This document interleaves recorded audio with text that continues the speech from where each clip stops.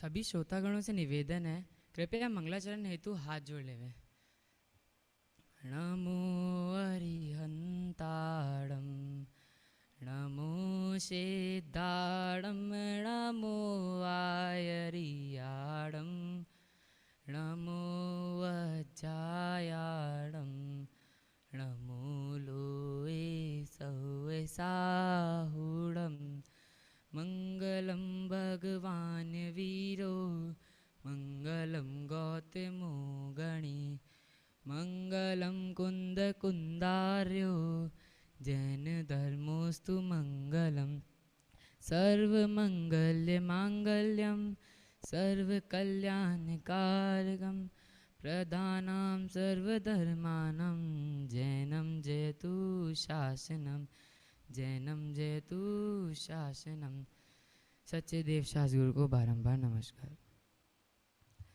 जैसा कि आप सब जानते ही हैं कि ये जीव अनादि से चारों गति में भ्रमण करता आ रहा है और क्या सुख की प्राप्ति करना चाहता है और दुख से डरता है।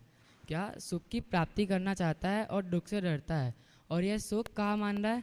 जो ये संसार के जो पर पदार्थ है उसमें सुख मान रहा है, संसार में सुख मान रहा है, बाहर में सुख मान रहा है। जो पर पदार्थ है, इस जो बाहर की वस्तु है, संसार है, ये चारों गतियाँ है, इनके अंदर सुख मान रहा है और अनादि काल से जन्म मरण करता आ रहा है। इन चारों गतियों में जन्म मरण करता आ रहा है। जैसा कि पूर्व में चेतनार्थी सौम्य जैन ने आपको बताया ही था कि ऐसा कोई प्रदेश नहीं है जिसमें इस जीव ने जन्म ना किया हो और मरण ना किया हो। तब भी क्या कि ये बाहर में ही सुख मान रहा है और अपनी आत्मा में सुख है ऐसा नहीं जान रहा है। मैं खुद स्वयं परमात्मा हूँ ऐसा अंदर में निश्चय नहीं ला रहा है। मैं बना बनाया आत्मा हूँ ऐसा अंदर में, मैं हूँ भगवान ऐसा अंदर में निश्चय नहीं ला रहा है। और बाहर के जितने भी संसार है, इस संसार में सुख मान रहा है और बाहर में भ्रमण कर रहा है। तो क्या संसार में सुख है? नहीं। अगर संसार में सुख होता तो जो मुनिराज होते हैं वे संसार को त्याग करके अपनी आत्मा को साधने के लिए मुनिव्रत की धारण करते हैं। जो चक्रवर्ती होता है वो 6 खंड का अधिपति होता है, तब उसके पास तो कितना वैभव होगा, कितना भोग सामग्री होगी, पर तब भी क्या कि वो उन 96,000 रानियाँ होती है चक्रवर्ती के पास, तब भी वो उस भोग सामग्री को छोड़ के मुनिव्रत धारण करके अपनी आत्मा को साधता है। क्यों? क्योंकि जो ये संसार है इसमें सुख नहीं है, उसको ऐसा अंदर में निश्चय होता है, उसको पता होता है कि ऐसा इसमें संसार में सुख नहीं है और अपनी आत्मा में सुख है, और वह मुनिव्रत धारण करके मोक्ष गति को प्राप्त करता है। और अगर संसार में सुख होता तो हमें इससे दुख क्यों उत्पन्न होता? इसके लिए एक पंक्ति भी आती है, वह सुख सदा ही त्याज रे, पश्चात जिसके दुख भरा।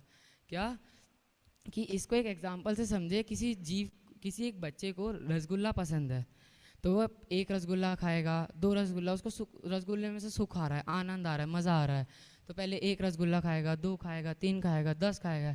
10 के बाद वो एक सीमा के बाद स्टॉप हो जाएगा कि उसको उसमें से दुख आने लगेगा, वेदना होने लगेगी, उसको उसमें से घृणा होने लगेगी कि अब वो ये नहीं खा सकता। पर अगर उसमें सुख होता तो वो उसको बार बार खाता ही रहता। पर ऐसा नहीं है।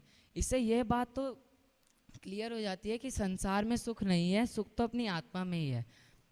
दूसरे एग्जाम्पल से समझे तो बच्चों को फ़ोन चलाने का बहुत अंदर में, बच्चों बड़ों को फ़ोन बहुत चलाते हैं, तो कितनी देर तक, हद में हद कितनी देर तक, 1 घंटा, 2 घंटा, 20 घंटे, 24 घंटे। एक समय के बाद आंखें दुखने के बाद वही फ़ोन वो छोड़, उससे दूर होने की इच्छा होगी।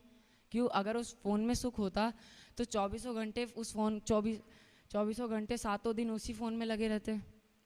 अगर सुख होता तो उसी में लगे रहते। पर क्या सुख तो अपनी आत्मा में ही है, अपने अंदर ही है, ऐसा हमें मानना चाहिए। पर क्या ऐसा नहीं मान रहा है और चारों गतियों में भ्रमण कर रहा है, अंदर में निश्चय नहीं ला रहा है। और जब ये ऐसा मान लेगा कि ये बाहर में सुख नहीं है, अपनी आत्मा में सुख है, ये शरीर मेरे से भिन्न है, मैं जीव हूँ और ये शरीर मेरे से भिन्न है, हम दोनों में अत्यंता अभाव है, ऐसा अंदर में निश्चय लाएगा, तब इसको सम्यक की प्राप्ति होगी। इसको अपनी आत्मा का अंश प्राप्त होगा, एक थोड़ा सा अंश प्राप्त होगा, और इसको बार बार उसको प्राप्त करने की इच्छा होगी, बार बार अपनी आत्मा की रुचि आएगी, बार बार इच्छा होगी अपनी आत्मा की प्राप्ति करने के लिए। और जैसे जैसे इसको अपनी आत्मा के प्रति विशुद्धि आएगी, इसको बाहर के जो भोग सामग्री उसके प्रति उदासीनता आएगी। अब जैसे किसी मार्केट में किसी एक्स वैल्यू की क्वांटिटी कम होती है तो ऑटोमेटिक उसका प्राइस बढ़ जाता है। उसी प्रकार जैसे इसको संसार के प्रति उदासीनता आएगी, इसको अपनी आत्मा में और रुचि आएगी, अपनी आत्मा में इसको आनंद आएगा, आनंद है उसमें और आनंद आनंद आनंद, ये चाहेगा मेरे को और आनंद आ रहा है और आनंद आए, बार बार बार बार बार बार अपनी आत्मा का भोग करेगा। जो आत्मा के अंदर सुख है उसको उसको पाना चाहेगा। और बाहर में भी जैसा अंदर में आचरण है वैसे ही बाहर में आचरण भी लाएगा, कि अलग अलग नियम धारण करेगा, व्रत धारण करेगा, अनुव्रत धारण करेगा। अभी अनुव्रत क्या होता है? तो पांचों पापों के एक देश त्याग को अनुव्रत कहते हैं। क्या कहा? पांचों पापों के एक देश त्याग को अनुव्रत कहते हैं।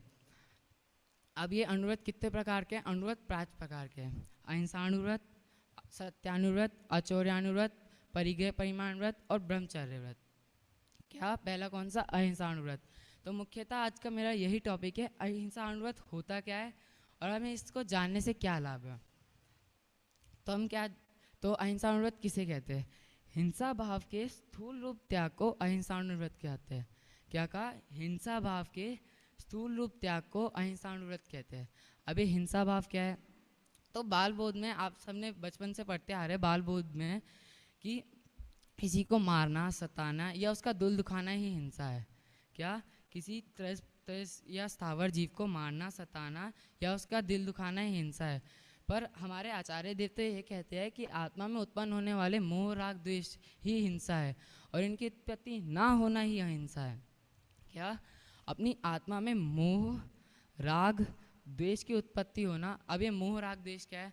अब जैसे ये पेन है, इसमें मैंने अपनी ममत्व भाव रख लिया, इसमें मैंने अपनापन रख लिया, ये पेन मेरा है, इसमें मैंने ये रख लिया कि ये मेरा है और अगर ये मुझसे दूर जाएगी तो मेरे को दुख होगा।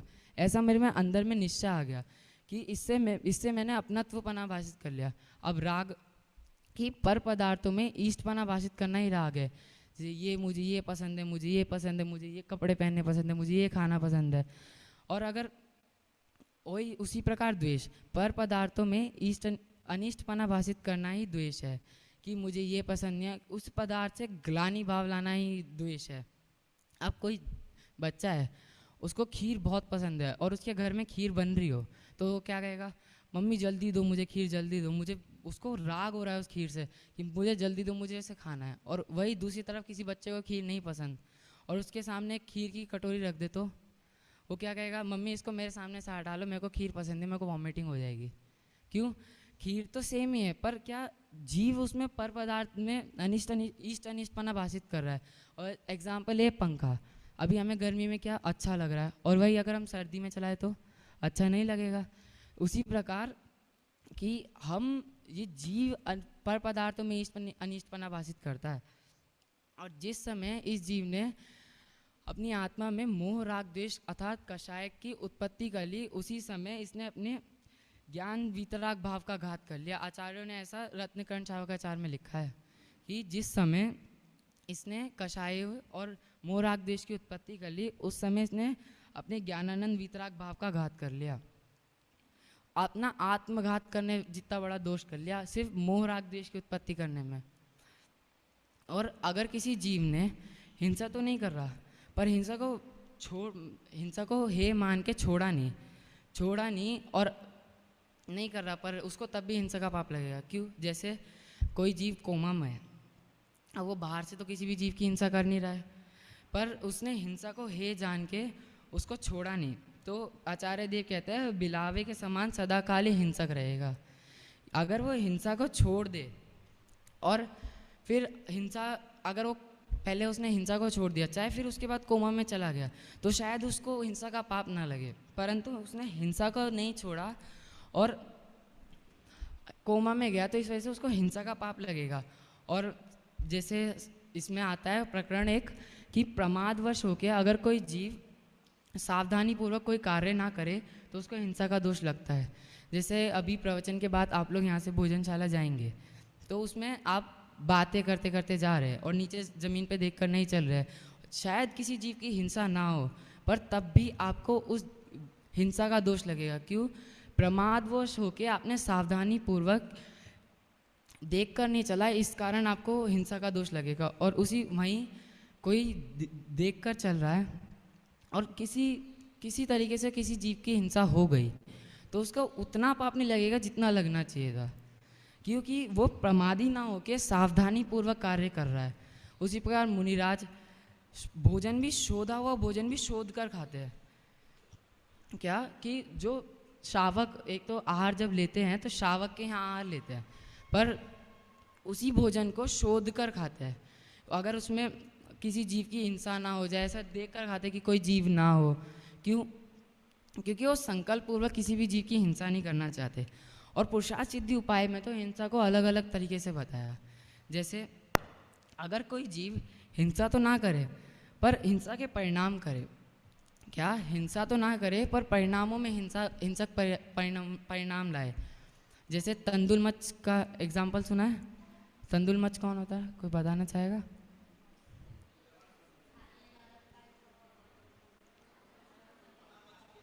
साधारण भाषा से समझे तो एक बड़े से मच्छ के कान में एक छोटा मच्छ होता है, और जब वह बड़ा मच्छ अपना मुंह खोलता है तो हजारों मछलियाँ अंदर बाहर हो जाती हैं।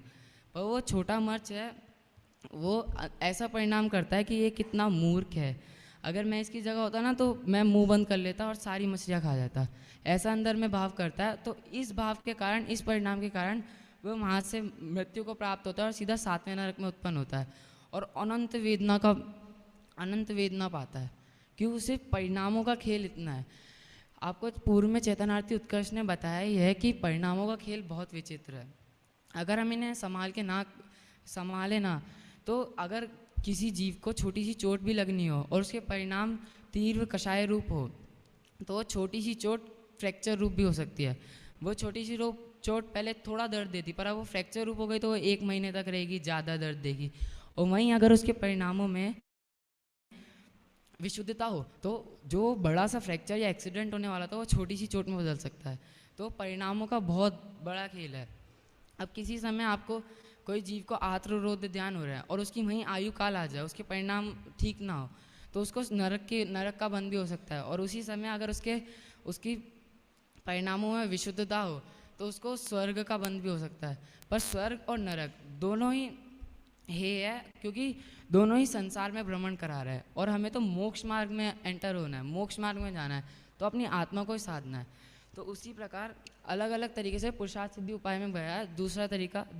दूसरी बात बताई कि कोई हिंसा नहीं कर रहा है पर उसके निमित्त से काफ़ी सारे जीव हिंसा कर रहे हैं, तो वो सारा पाप जितना है वो एक जीव को लगेगा। कैसे? जैसे एक युद्ध में काफ़ी सारे योद्धा लड़ते हैं, पर जितना भी उसमें हिंसा हो रही है वो सारा पाप किसको लगेगा? राजा को लगेगा। क्योंकि कृत कारित अनुबोधना, करना, करवाना और उसकी प्रशंसा करना। क्या? करना, करवाना, उसकी प्रशंसा करना। राजा खुद हिंसा नहीं कर रहा है पर उसके निमित्त से काफ़ी सारे सैनिक हिंसा कर रहे हैं, तो उसका जितना भी पाप होगा वो सारा राजा को लगेगा। उसी प्रकार और अलग अलग उसमें बताया कि हिंसा तो एक जीव करे पर जो उसका फल है वो काफ़ी सारे जीवों को लगे। जैसे किसी ने किसी को सूली पर चढ़ाया, जल्लाद होता है वो सबको दंड देता है, तो वहीं प्रजा ने क्या उसकी अनुमोदना करी, उसको कहा कि ये अच्छा हुआ, इसके साथ तो ऐसा ही होना चाहिए था। तो जो पाप कर रहा है, जो हिंसा कर रहा है, वो तो एक जीव कर रहा है, पर क्या उसका जो पाप था, जो उसका फल था, वो सब जीवों को मिल रहा है। क्यों? क्योंकि वो उसकी अनुमोदना कर रहा है। कृत कारित अनुमोदना, इन तीनों रूप से पाप लगता है, करना, करवाना और अनुमोदना करना। इसी प्रकार निमित्त भेद से हिंसा के 4 प्रकार बताए: संकल्पी हिंसा, उद्योगी हिंसा, आरंभी हिंसा और विरोधी हिंसा। अब ये संकल्पी हिंसा अर्थात क्या? जैसा नाम वैसा ही अर्थ। संकल्पी हिंसा अर्थात संकल्प पूर्वक किसी भी जीव की हिंसा ना करना ही संकल्पी हिंसा है। क्या? कि संकल्प पूर्वक किसी भी जीव की हिंसा ना करना